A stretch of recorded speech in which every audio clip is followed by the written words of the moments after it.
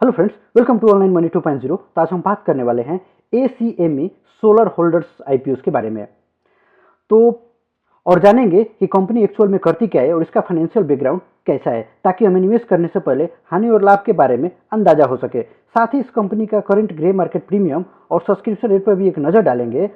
और आपने भी इस कंपनी में निवेश करने की अगर आप सोच रहे हैं तो एक लॉट्स पे आपको कितना प्रॉफिट हो सकता है, तो इस पे भी हम बात करेंगे। तो वीडियो के अंत तक बने रहे और ऐसे ही daily IPO grey market premium stock updates के लिए आप हमारे चैनल को सब्सक्राइब करें।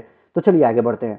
तो सबसे पहले अगर इस कंपनी का अगर डिटेल्स पे नज़र डालेंगे हम, तो ACME सोलर होल्डर्स ये कंपनी है। तो इसे आप अंदाज़ा लगा सकते हैं कि एक एनर्जी कैटेगरी का ये कंपनी रही है, जिसका जो बिडिंग डेट जो रखा गया है वो 6 नवंबर 2024 से 8 नवंबर 2024 के बीच रखा गया है। वही मिनिमम इन्वेस्टमेंट के लिए इस कंपनी में 14,025 रुपये की आवश्यकता है। लॉट साइज देखेंगे तो 51 शेयर्स के लॉट बनाया गया है और प्राइस रेंज की बात करेंगे तो 289 रुपया पर शेयर्स के लिए हमें कट ऑफ पे करना होगा। और वो इशू साइज की बात करेंगे तो 2900 करोड़ का एक मीडियम साइज ये इशूज रहने वाली है। अगर इस कंपनी का अगर डिटेल्स पे थोड़ा जाएंगे तो ये कंपनी जो ACME solar holding is a renewable energy company in the India.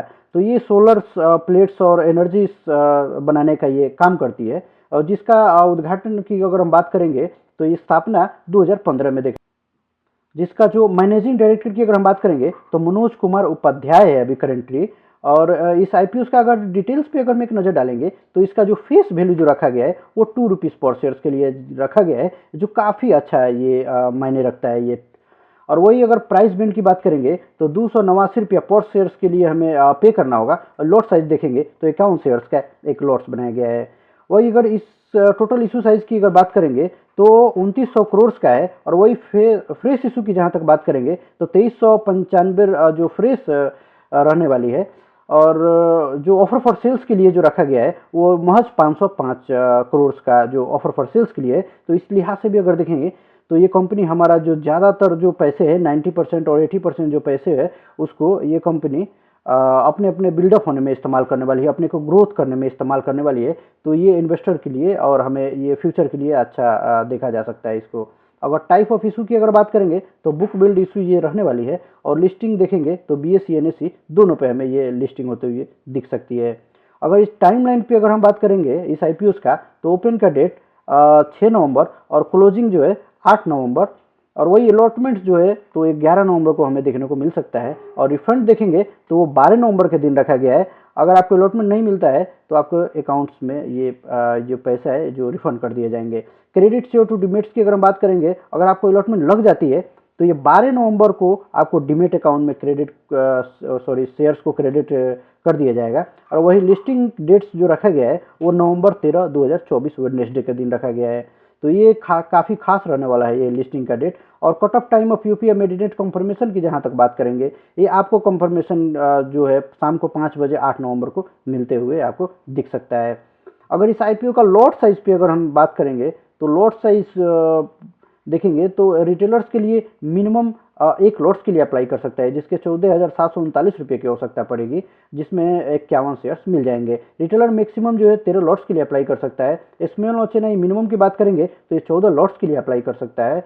और वही स्मॉल HNI मैक्सिमम जो 67 लॉट्स। और बिग HNI मिनिमम की अगर बात करेंगे तो 68 लॉट्स के लिए यहाँ पे अप्लाई करने का मौका दिया गया है।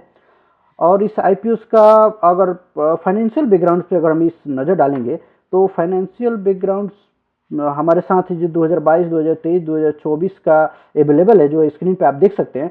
तो सबसे पहले अगर एसिस्ट अगर हम देखेंगे तो ये 2022 की जहाँ तक बात करेंगे तो ये 10,000 के आसपास ये रहा था। और वही 12,000 देखेंगे तो 2023 में हमें देखने को मिला और 13,000 देखने को मिला है हमें 2024 के अंदर में। अगर तो 1562 करोड़ 2022 में और 1361 करोड़ देखेंगे तो ये 2023 है। और 2024 में देखेंगे तो ये 1466 करोड़ का ही रहा है। तो तीनों साल में देखेंगे तो मिलता जुलता ही रहा है। और प्रॉफिट आफ्टर टैक्स जिसको हम शुद्ध मुनाफा बोलते हैं उसमें महज 62 करोड़ का जहां पर देखेंगे प्रॉफिट जो 2022 में होते हुए दिखा है। और 2023 में लॉस और घाटे सहना था और उस टाइम में 3.17 करोड़ का घाटे में गई थी ये कंपनी। और वही 2024 में देखेंगे तो बहुत अच्छा इसमें उछाल देखने को मिला था और 697.78 करोड़ का एक बड़ा यहाँ पे ये प्रॉफिट होते हुए इस कंपनी को देखा गया था।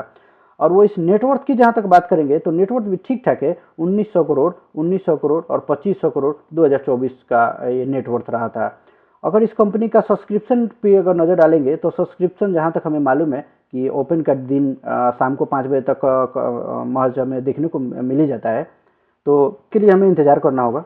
अगर day wise grey market premium पे हम नज़र डालेंगे तो इसका अभी अपडेट्स नहीं आया है, क्योंकि अभी जो मार्केट्स 2-3 दिनों से अभी बंद है टाइम में, इसका हमें ग्रे मार्केट प्रीमियम में हमें देखने को गतिविधियाँ यहाँ पे देखने को मिल सकता है।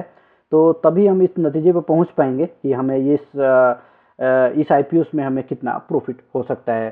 तो उस हिसाब से देखेंगे तो ये कंपनी ठीक ठाक दिखाई देती है। जहाँ तक हम बात करेंगे इसका फाइनेंशियल बैकग्राउंड्स के हिसाब से बात करेंगे और इस हिसाब से ये कंपनी ठीक ठाक दिखाई देती है। वीडियो इन्फॉर्मेटिव लगा हो तो वीडियो को लाइक करें और मिलते हैं नेक्स्ट वीडियो में, तब तक के लिए जय हिंद।